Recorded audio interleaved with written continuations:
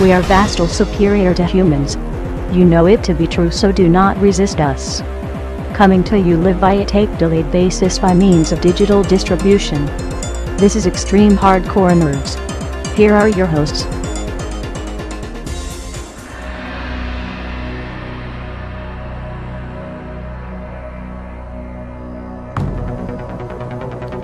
Ready, set, game on. Welcome back. It is now time for our reviews. And on the docket this week, The Amazing Spider-Man, the video game, based on the movie. You're really really pushing that. Like, some of them are like the movie, the game. Yeah. And some of their titles, this one just, it says The Amazing Spider-Man, and you really want to reinforce that point for them. Well, because it is directly tied into the Yes. movie. You have to be aware of that even before you start the game. There will be spoilers from the movie in the game. So if you haven't yet, or you don't want to know what kind of happens in the movie, don't pick this up until you see The Amazing Spider-Man, the movie. Side note, though, if you are a good comic book fan of Spider-Man, disregard that, because this is canon things. When you hear it, you'll understand, you'll know what's happened. Yes, it does spoil the movie, but it's not, Yes. yeah. So, if you don't read comics, yes, it's a spoiler. If you do read comics, it won't come It'll be a as spoiler, but it won't be... It's not shocking. It's not shocking. Yeah. Yes. So just to preface that. With that prerequisite already in your head before you continue to listen to this podcast or to watch this on YouTube, I turn it over to our resident Spider-Man expert, and to tell us what. Hey, I'm the resident Superman guy, so. That's because no one else wants to be. So George Perez left.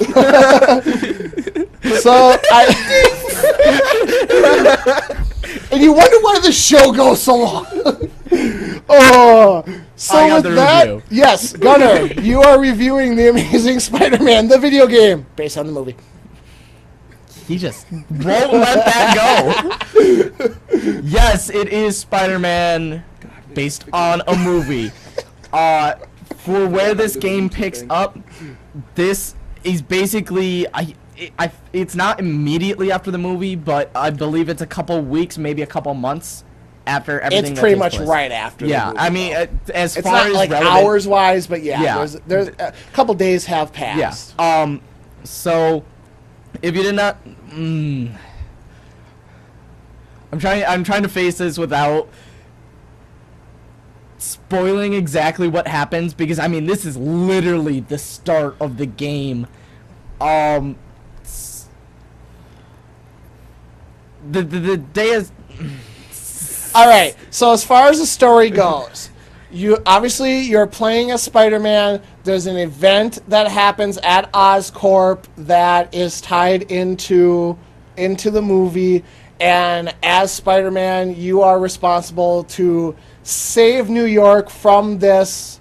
We'll call it a biological threat, because that's kind of what It's a cross mutation between human. It was a project where we were experimenting with animal DNA mixed with humans to see if we could get some effect, and then the research changed from adding human DNA to animals. These animal humans have broken out. Of them include the rhino, which was a really interesting take on the rhino, having him be an actual rhino. There's a rat person. I didn't know him. I didn't know him. We saw the iguana. You see the iguana. You see Scorpion. Yep. Scorpion looked a little... I thought the Scorpion looked a little funny. The rhino looked really good. Scorpion, not so much. But they break out, and to help combat that threat, Oscorp enlists the help of a character who is familiar to the Spider-Man universe, I'm not going to say his name Okay. because I don't know if he's in the movie or not. That's kind of what I'm trying to tiptoe around. And with his help, they begin the process of starting to collect these creatures. Yeah. So in a nutshell, that is the story, or that's the storyline that you're going to be following. Yeah, and another good point for how the game works out too.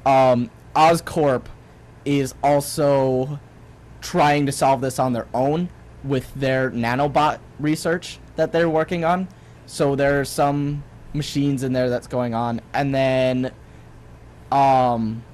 this infection, how it relates to humans, it's basically turning them into zombies, sort of.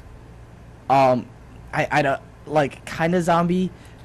So will you just be fighting like normal people on the street that are infected? Or? Not in the street. It's really kind of interesting. But anyways, when you're playing, it tells you how many people are infected at a time. Okay. And how this Basically, take, and this is probably going to give a little bit more away, not for as far as storyline goes, but as far as other parts of the review. Take Spider-Man 2 gameplay, cross it with Spider-Man Web of Destiny, the one where New York City gets infected by the Venom virus. You have the Amazing Spider-Man video. yeah. Okay. And the one thing that was really disappointing for me, if we're moving into gameplay here, it's not really sandbox. At least it doesn't play like you would expect a sandbox to play. You can free roam the city and pick up your side missions, but it's basically play a level in its own self-contained area and then get to the end, point A to point B, and then free roam kind of to the next completely separated, closed off level kind of thing, and it keeps going through that point A to point B. If you played one mission, you've pretty much played them all. Yeah. As far as the other side missions go, any direction you want, yes. or is it kind of like as long as free you're roam as, into that general direction? as long as you're not in a mission, you can free roam all around Manhattan Island. But once you're in Start a actually mission, in a mission, it it's- is straight point A to point Yeah, B. and I think that was really what ruined the free roam feel for me, is it doesn't feel very free roaming. What did you think? Through the city, it has the free roam effect. I just didn't like that. I agree that it's free roaming. I just didn't like that to enter a mission, you literally just get like sent off, and you basically open a door, and now I'm only doing this part of it. Like Yeah. where other free roam games like Grand Theft Auto or Saints or something like that, where the whole world or the It's whole one level. yeah, you can play around in. It's like no, it's like the open world is one level, and then all the missions are like side missions. They're like mini maps. And it's kind of you go interesting because Prototype 2 did it, but it felt very natural, like that was what you were supposed to doing. In this game, it tries really hard to make it very cinematic feeling, and so I don't know, it kind of feels clunky when it tries to do something and it doesn't flow. It's like point A, point B, now point B, point C, point D. Yep. As far as side missions go and you're free roaming, one that I found that was actually really, really cool was there's a giant Zeppelin in the sky. You go up to it. No, just wait. The pilot of the Zeppelin is giving you missions to do as a reporter. Guess who the voice actor is for it? Who's been in every single Spider-Man movie up to this point that we would actually give a shit about? Cameos. God. It's not- Bruce Campbell. It is. Oh God. It was either him or I was gonna say Stan. Stan Lee. No. If you pre-ordered it, you could have got a Stan Lee costume, Yeah. which is cool. I always love it when they let you have alternative costumes. I had the hardest time trying to find any of them. Yeah. They are almost impossible to find because you have to find a spider symbol and take a picture of it.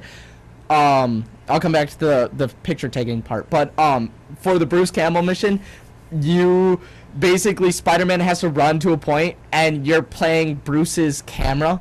and you have to get the perfect shot, so you basically have to move the camera and keep them in the center of the frame. I thought it was really cool for a side mission. I wouldn't put it past the like probably 6 times you have to do it through the game, but it was kind of an interesting break in gameplay for that. They have to solve the crime. It's usually just beat up one bad guy and the other person will be like, thank you for saving my life. One really thing that I really enjoyed, when you do go to the city, you can't punch civilians. Instead, when you press the punch button and you're by a civilian, you'll be like, hey, how's it going? Or wave. Or like, hey, how are you doing today? Or like, wow, that was really crazy. Like, you just talk to the people. And like, some of them will whip out like their smartphones and start recording you. Like, even if your face is right there, they'll put their camera right up to you. And it's, I thought it was a really good effect. Well, he is the friendly neighborhood Spider-Man. It was pretty cool. As far as other gameplay goes, it really, really plays like Arkham Asylum. It feels like they basically took that and put Spider-Man over it, especially in parts. I wouldn't go like that. I would say if you've played any of the other Spider-Man movie games, so Spider-Man 1, 2, or 3 on the older generation, you've played this as far as controls go. The one thing that they did borrow from Arkham, the stealth missions, is the stealth takedowns. Well, not just the takedowns. You have those missions where you're in a room and there's guards patrolling and you need to take care of all the guards. And it literally felt like I was playing Batman, and I swear to God, some of the lines they had said I had heard from Batman. You do have the stealth takedown near there, and you'll come down, and where Batman had the Hulk and he would hang you, Spider-Man does it, but with just webs. Webs you up and throws you on the ceiling. The one thing that I do really enjoy about that, and I had a lot of fun with, is it was Spider-Man's fashion, so he had to make a joke out of a lot of things. So he'd go up behind someone, poke them in the back of the head, they turn around, and he'd just web them and then bring them up with him. They had a couple really cool parts like that. But I mean, they even had, like, in Batman, how they had the heat sensors to find you. They would use flashlights in this, and you would have to climb through ventilation ducts and be stealthy. Yep. The only thing that really hurt this one, you're really limited to what you can do. There's not a whole lot. There's an upgrade system, but it really doesn't do a whole lot. Yeah. One thing that I did really enjoy, though, and I thought worked really good, was their wall climbing thing. It was a lot of fun being able to climb all over the ceilings, up any wall. I thought that would be a really cool effect that other games should maybe in the actual missions, it was fun. Now, like when you're running through the city, like if you're just going through the city, that was a pain in the ass, especially if you're trying to collect like the comic book covers for the unlockables, because it's like all of a sudden it's like do okay, walk up to a wall, stand there for a couple seconds, okay, or not, and now I'll start climbing up. Or if you hold down like your webbing button, so you start running, you'll get running, but you'll have such a boost of speed, you'll just launch yourself right over the building, jump over the building, and then ledges are really a problem. Starting and stopping are really hard. And bringing up the comic book covers. Yes, George of the Jungle would be proud of Spider-Man. If you're looking for stuff to do, there is a lot. If you're OCD and want to collect everything, you will not have a problem with this game. For comic books, you have to collect each individual page to get the whole book, and it marks you every book you get, like having a certain goal. The achievement says there are 700 pages scattered throughout the city, and that is just one of the little collectibles you can get. In the first couple missions, you end up getting a camera, and you have to start doing your Peter Parker investigations, and you have to take pictures. It's a fun little effect. Kind of feels like the Beyond Good and Evil, where if you get the perfect picture, you get bonus points. Unfortunately, in here, where you can take pictures of anything really cool, it's this is what you need to take a picture of, only in this level and of that specific part. Yep.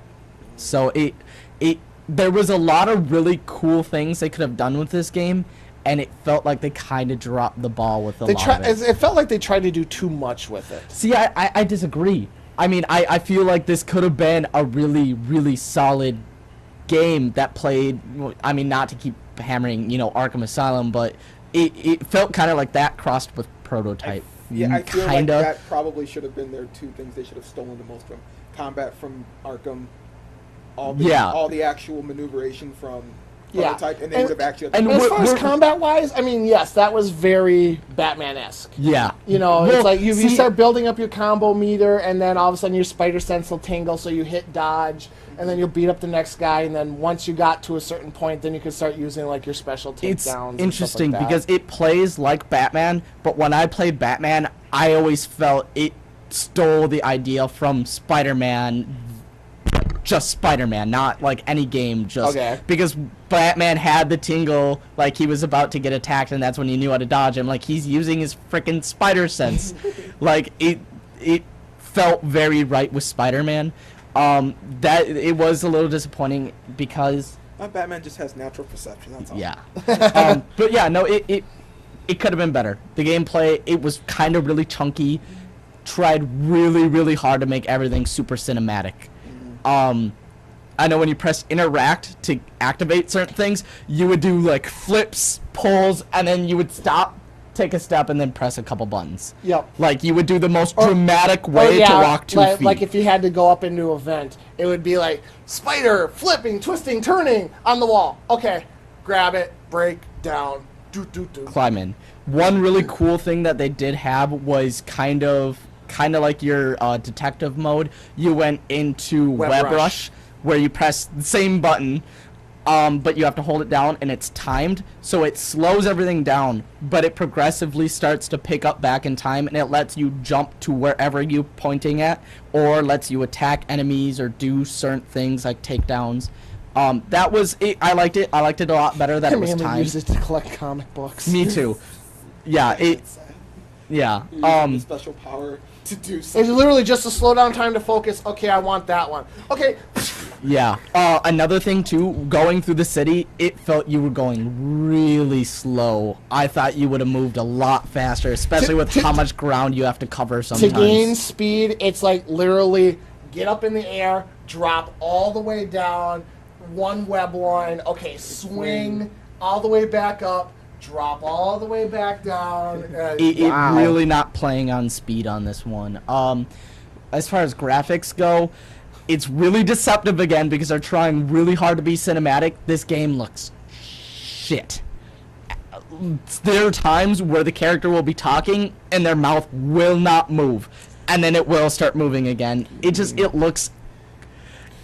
It looks very much like the old Spider-Man game. It looks like a PS2 port with a cinematic cover over it. Yeah. And it does like the Star Trek thing where certain angles will be like really bright and shining and stuff like that. And there are parts that look good. Don't get me wrong, there are a few, but it's moments. And that's not enough. Yeah. And it's not like it's playing like a theme where it's, okay, this has bad graphics because it's trying to do like a certain style. This just looks bad. Yeah.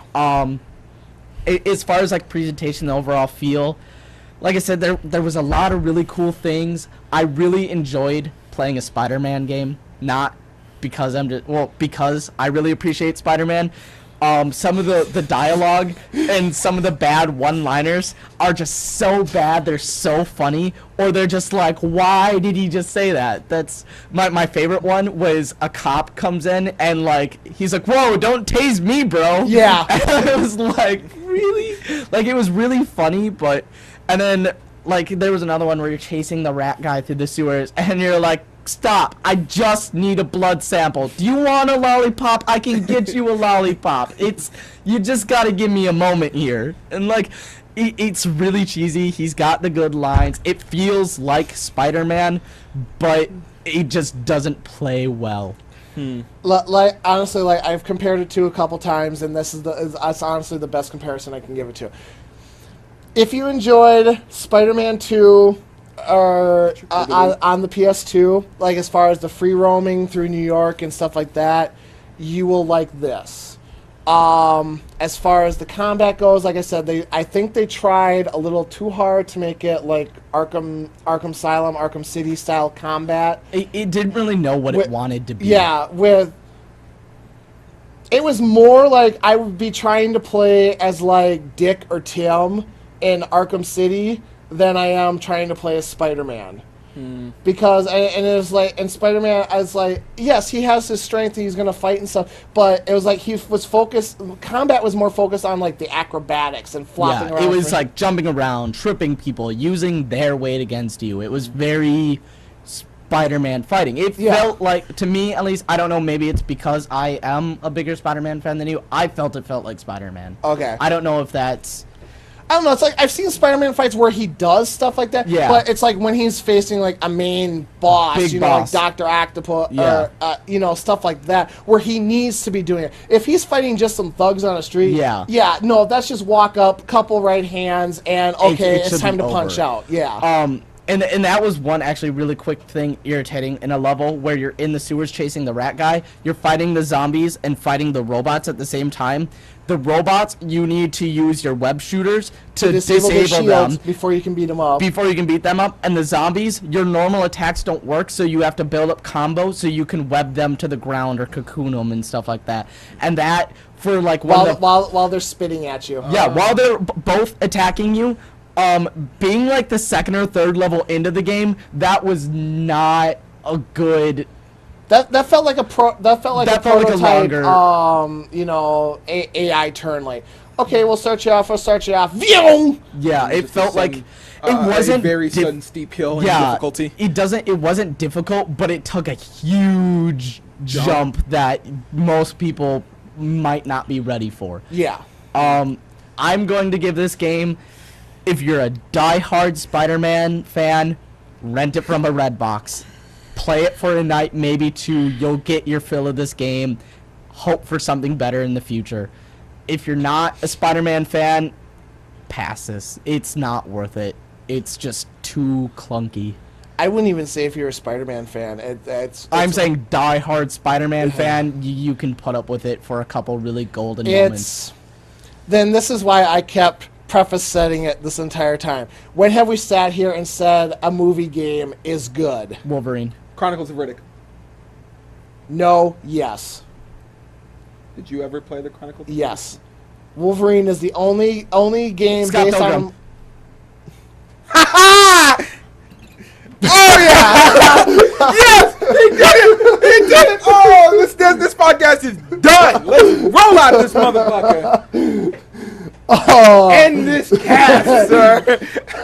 I mean, just they try so hard to either lean on the movie or to try and make it like the movie with the cinematic experience and stuff that it falls apart pretty much everywhere else. And quick side note, voice acting is horrible. Yes. Everyone that was a voice actor in that, you need a new profession. You were all terrible. I hated every single one of you, especially whoever did Peter Parker's voice, because you were basically Tobey Maguireing the whole thing. If that was who you were idling when you went into this, you suck. Okay. Sorry. Yes, I mean, besides that, the load screens are atrocious. Yeah, there's Atrocious. load screens. I knew as soon as I started it and it was a load screen, I was like, and he's not playing. I like for a second there, I had to stop and then, did he just say atrocity? Again, let that shit go. Don't bring it back up. Yes, and to kill your, they're giving you hints of how to play the game, but to kill your appetite while you're waiting for this load screen to get off so you can actually keep playing the game, which shouldn't be there in the first place, they give you basically like a New York Twitter feed. Yeah. Where you can go through, and some of the names are just not only the names are bad, but some of them are like, I'm a girl! Like the stupid things people would say. Yeah, it's just all of a sudden it's just like, what is it? Like Spider-Man a chick or something? He goes, hey, I'm a girl. Prove it. +1. Yeah, just random stupid stuff like that. I'm really not feeling good. Dude, you need to go to the hospital. Yeah, or it's just been like, so wait, is Spider-Man into robotics now? Or why is he taking over the city? Oh, he's not doing that. That's got to be an Oscorp thing. but I heard they were out of business. You know, just that's not Best Buy. Oh no. Yeah, no. The world needs a good Spider-Man game. This isn't it, though. We're not gonna get it. I really, if we want a good one, look at this. Look at what it did good. Some of the stuff, like the modes, some of the different features. Going off of the movies and take it. Yeah, it's but this is mini mission heavy. Yeah. I mean, literally, you get done with one thing, and like 5 or 6 things will pop up on the map. And of course, they'll be all around town, so you go through and you go do those missions so you can level up. And then, you know, it's like, yeah, the only good part about this game that I actually sat back and enjoyed was the fact that Bruce Campbell was in it. Yeah. And his acting and his part that he was playing as like the extreme reporter. Not only that, but he goes way over the top on these rants too before you start your missions, and it's like start the mission and he'll still be going on about something. His part was the only bright light I can really take away from this. I got to mission 4. I'm playing it on easy before I said I'm out. Even for a diehard Spider-Man fan, unless you really enjoy pain in your life, I may suggest cutting, but this would not be the way to go. This is a 100% pass for me. Yeah, some people do. As a diehard Spider-Man fan, I was willing to put up with the couple hours and the $1. I mean, it's like I like Spider-Man. I enjoy Spider-Man and stuff like that. This was just like, no, I can't do this. I will say your threshold is a little bit lower than his. Yeah. True, but I've got a tolerance, and I've even reached that. So, yeah, there you have it. The Amazing Spider-Man, not quite so amazing. The video game based on the movie. It doesn't matter how good your theme is. If you got crap product, it's just crap. Can't turn chicken salad out of chicken shit. That's the podcast. there's your moment of zen for the day. But with that does bring this edition of the Extreme Hardcore Nerds podcast to a close for this week. One special note to all of our friends who are on YouTube: this will be the last show that you see from us for a couple weeks, as I will be off conquering lands once again, and I know next week I have to take the Queen to a festival of music, so I will be out and about. So our next 2 Extreme Hardcore Nerds podcasts will be done on Skype. So get ready for that for everybody. Anyone who wants to know what it's like when I'm not part of the show, go back and listen to last week's, and yeah, you have 2 more weeks of that. Oh, come on. It was not that bad. He acts like this the entire fucking time. So, in my opinion, best cast we've done this year. It's okay. He's got at least 2 replacements for him for being gone. So, and one person may not be there if he doesn't get something fixed. So with that, do take that to heart. We are kind of in that mode, the summer mode. Schedules are as they are, and yes, so I know next week's will be a normal cast. The week after that, obviously, will be our Comic-Con special. Yep. So something for you to look forward to. But with all that having been said, that does bring this edition of the Extreme Hardcore Nerds podcast to a close for this week. I, of course, have been your host, your all-knowing, exalted one, your king of kings, Andy Kruger, and along with me this week, we are changing it to Atrocitus now. It is now Atrocitus. I'm fucking doing it. We're doing this now. This is a big cast for us. We had our first walkout, changing names. A complete turning of over certain topics to other people because they were much more important. Rantings of no common sense. And now this. Yeah. The Dark Reaper is doing it today. Goats, boats, and God, I miss you, Spidey. Gunner Shipper. Peace! It's okay. Toby's coming back.